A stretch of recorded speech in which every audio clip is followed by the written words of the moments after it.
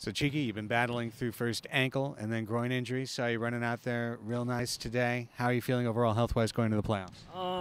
I feel okay. I know I'd be lying if I said I was 100% healthy, but for it being a playoff game, they've held me out the last 3 weeks now, and the training staff, they've been doing a great job, rehabbing my groin. I'm in their therapy, every day, sometimes twice a day, and I've been seeing the doctor.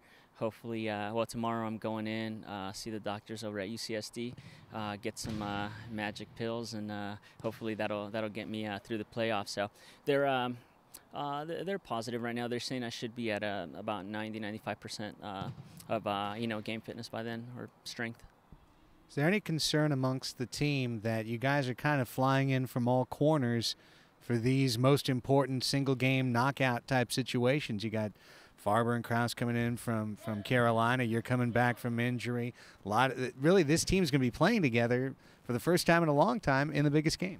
I think we should be all right. It's a great group of guys. We've had to move the lineup around quite a bit this year, mostly due to little nagging injuries, resting people. But we've shown that the depth on this team is unreal. You have guys stepping in on a weekly basis that do a great job for us.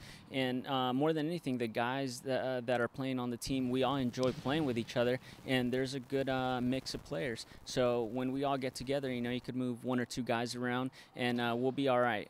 That's the big thing, that we all enjoy playing with each other, and we're not a bunch of individual ego players out there. So it makes it a much better team atmosphere.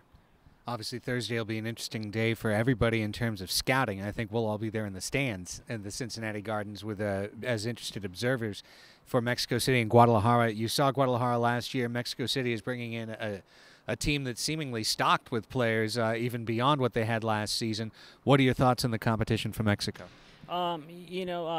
First of all, my thoughts, prayers go out to the family from the team from Mexico City. A lot of people might not know it, but they had a tragic accident a few weeks ago where 3 of their players passed in the car accident coming back from a home game, or come back from a game. They were coming home, and then they had another player who was injured pretty bad. So 4 of their guys, went down, and shows a lot of courage that they're even coming in to play.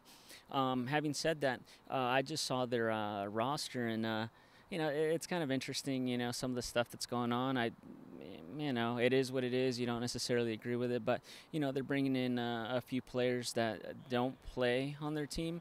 I saw there's a list of like 5 guys that are playing in a different league, and they're bringing them in for the playoffs, which, it is what it is. If we want to be champs and repeat, we got to beat the best. And, if they want to put an all-star team together to try to bring us down, then that's fine. We'll play them, and, we'll see where we're at. We'll match up. I guess some people that watch the PASL would suggest that the Sockers are an all-star team on this side. But it is interesting in terms of what are the players, or what is your opinion on having a team that does not participate in the PASL Pro be vying for your championship? It rubs me the wrong way a little bit, to be honest with you. And, I was talking about that over the weekend with one of the, a few of the guys on the team, and I said, it has to me, ideally, it would be, all the teams in the PASL playing for a championship.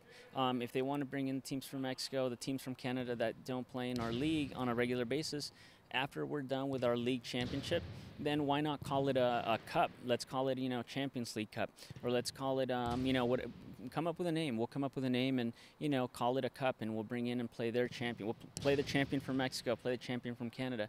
But, when those teams aren't playing the schedule that we are, their bodies aren't taking a toll. They're not beat up. They just kind of, say sign up for the tournament, bring in, put in an all-star team or recruit players, and, bring in a stacked squad.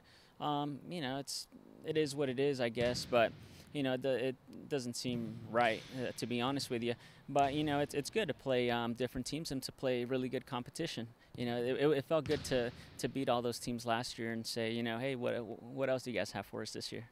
All right, to turn it back to a more positive tip, or looking forward preview type tip, for the San Diego Sockers, this is an opportunity now to hang a 12th banner. We're standing under the first 11 banners right now. What are the thoughts on going out on the road to try and bring a 12th banner back to San Diego? It'll be a great challenge for us more than anything. Last year, we did it at home.